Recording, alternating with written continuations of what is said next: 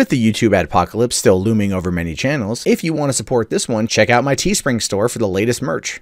Hey, what's going on, everyone? My name is Matt Jarbo. This is $3 Theater, and this news is interesting to me because I think we all kind of saw it coming, but at the same time, it shows you that Warner's really doesn't know what's going on with itself, and they are so desperately trying to regain control. So what was once probably thought as the saving grace of the DCEU following Batman v Superman's horrible second weekend, the 77% drop, the negative critical reviews, the negative audience reviews, all because that one producer said, hey, let's cut out a half hour of plot and let's just give them that. They're not going to care.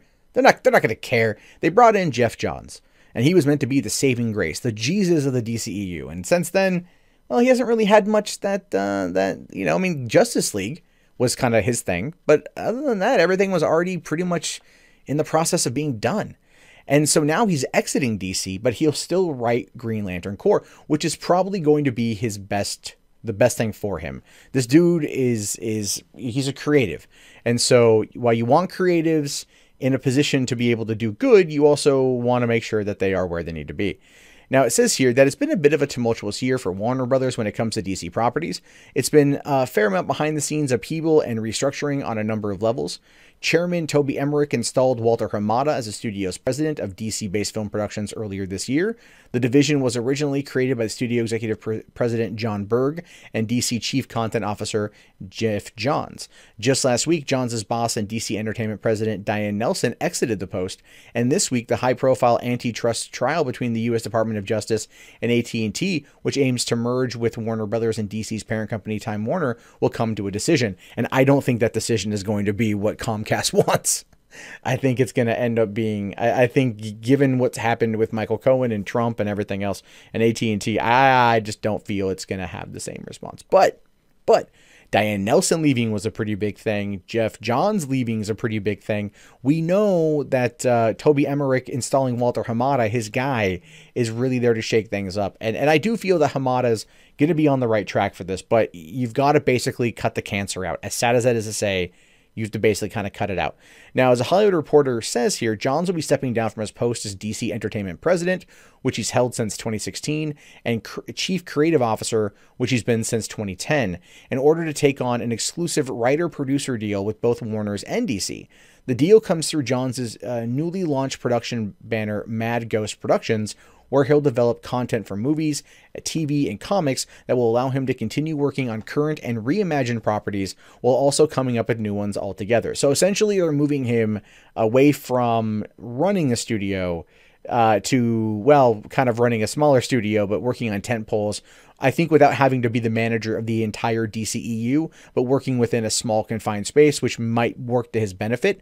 Instead of, he gets to look at the micro versus the macro, which I do feel a lot of people probably work better in that regard. Now, the first major project for Johns is going to be Green Lantern Corps. Johns will not only write the screenplay, but also remains as one of the producers on the feature film. He's already writing and producing Wonder Woman 2, and is currently has a co-writing and executive producing credit on Aquaman, opening this December. And he says here, I took on a role at DCE because I love the characters and this universe more than anything, but I want to spend my days writing and on set. I'm thrilled to get back to a more hands-on creative role. It's a dream job on dream projects, reaching even deeper into DC's vast pantheon of characters. And that's, again, probably where he's been. I don't think he's been happy where he's been at. I just don't think like he's been happy. And I think it's because you take a creative and you put him in an executive position running the studio that he probably felt he was going to have a lot of say on. He's going to probably be willing to do, get in there and get nitty gritty with it and do the whole thing. And I'm pretty sure the powers that be, Toby Emmerich and the other people Kevin, what's the guy who's running it now, Warner's now, I feel like they probably were micromanaging, that they probably were doing everything they could to make sure that he could not fully, have the reign that he wants. And here he will have that reign. Well, I mean, definitely a lot looser, be able to write and produce and put out some good films. So this guy's going to be moving into more of the tentpole thing, which is probably going to work out well for him, especially if Wonder Woman 2 turns out to be pretty good, because then he's writing that script, and Patty Jenkins will probably knock that one out of the park as well, now that Snyder is not going to be influencing any of that, which is unfortunate, because again, I'm a big Snyder fan, so I feel bad. But here's what Emmerich says. Now, Emmerich says here that Geoff is a super talented writer and truly embedded in the DC universe and its characters. We're thrilled that he's returning to his passion and his roots as a writer and producer, and it's even better that he's staying within our Warner Brothers family. We look forward to working with him on Green Lantern and other projects going forward. I'd probably argue that this feels to me like, like, who was the lady who ran Sony? I can't think of her name right now. Hennig, whatever. I'm probably even getting that wrong. But her, when she was getting ousted after the Sony hack, and basically created her own company, and then took over Spider-Man, took that with her as her way out, as her way to broker the deal with Marvel in order to keep her job. I feel like this is happening here. I feel like this is happening. Pascal, that's her name. Amy Pascal. Amy Hennig did the Uncharted, my bad. But Pascal, this feels like a very similar deal. But I think it's done in a way that's not like you're going to be fired, but it's like, how do we get you out of this role without really causing a lot of problems? And that's probably something that he was like, well, they probably said, hey, how do you want to do Green Lantern? You can do it from your own studio.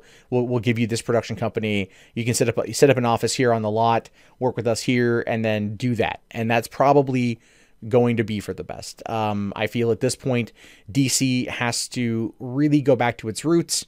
As much as I love the movies, and I understand that there are problems, and the problems come from the creative side of things, not meshing well with the executive. The executive really needs to let these people create and only have a minimal hand in everything, or, find someone who is Kevin Feige, as we hear so often. It's because he's good at what he does.